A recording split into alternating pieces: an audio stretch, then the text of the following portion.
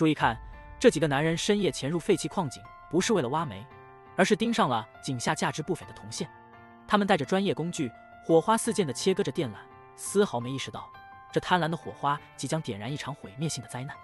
与此同时，矿工石头还在家门口与怀孕的妻子温存，他满心欢喜地期待着成为父亲，却不知自己即将踏入一个黑暗的深渊。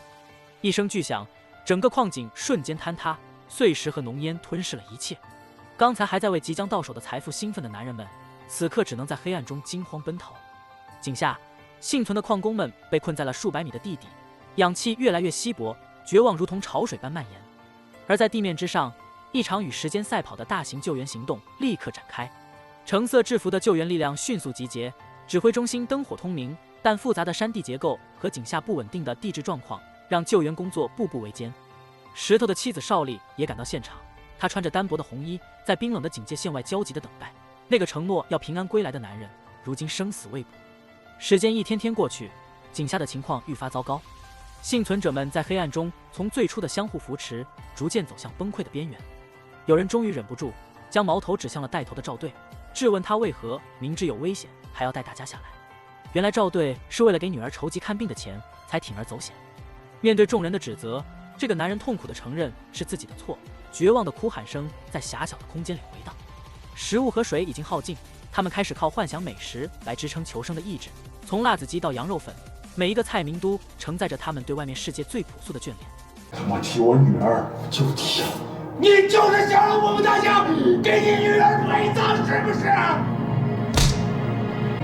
是我同意下来的，有什么情戳在我身上。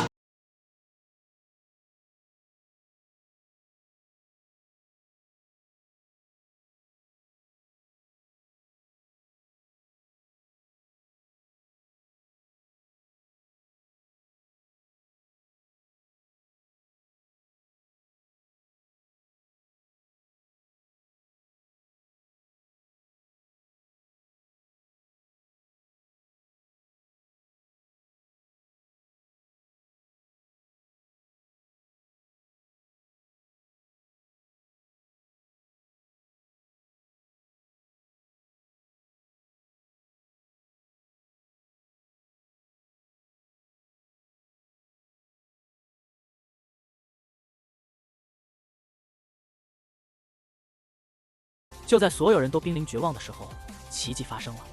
救援队在排查线路时，意外发现一条老旧的电话线居然还能用。当电话接通的那一刻，井下传来了微弱但清晰的声音：“我们都还活着。”这个消息让整个救援指挥部沸腾了。邵丽握着听筒，听到丈夫声音的瞬间，泪水决堤而出。他们确认了井下还有5名幸存者，虽然没有食物，但暂时没有生命危险。希望之光重新点燃。救援队立刻根据他们提供的位置制定了新的挖掘方案。摘！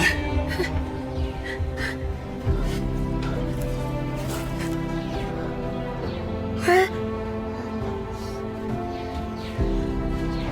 老公，检查一切正常。对不起。然而，地底的恶魔并未就此罢休。在救援的第20多天，井下瓦斯浓度突然急剧升高，一场更致命的危机悄然而至。幸存者们发现了通往一个早期废弃矿道的避难所，那里有微弱的通风，是他们最后的生机。与此同时，地面上的救援队也通过图纸分析出了这个可能的逃生路线，立刻组织突击队下井营救。可就在救援的关键时刻，2次塌方发生了，瓦斯浓度再次爆表，随时可能引发更剧烈的爆燃。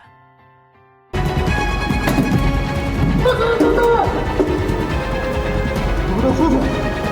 为了给幸存者和队友创造撤离的机会，救援队长张队做出了一个惊人的决定。他独自一人留在了最危险的区域，连接最后的爆破装置，试图炸开一条安全的通道。在浓烟和火光中，他用生命践行了救援者的承诺。最终，幸存者们被成功救出。当石头被抬出井口，看到阳光和焦急等待的邵丽时，这个坚强的男人也流下了眼泪。他活下来了，但那个把他救出来的英雄，却永远留在了黑暗的地底。还好吗？这，阿姨，没事啊，没事，都活着，都活着啊，都活着，都活着。事故结束后，幸存者们面对的不仅是身体的创伤，还有内心的拷问和现实的压力。有的家庭因为拿了赔偿款而陷入亲情的割裂，有的则因为主事者的愧疚而难以释怀。石头最终也为自己最初的贪念付出了代价。他看着远处的警灯，眼神复杂。或许对他来说，活着出来才是真正赎罪的开始。我叫陈福阳，我叫李江，我叫李作全，我叫戴世平，我是职工吴光英，我叫刘庭山，干煤矿干了10多年了，从事煤矿工作2年，已经入矿15年了。影片的最后是一张张朴实的矿工面孔，他们对着镜头说出心中最简单也最沉重的愿望：高高兴兴上班，平平安安回家。这或许是对这次惨痛经历最深刻的注脚。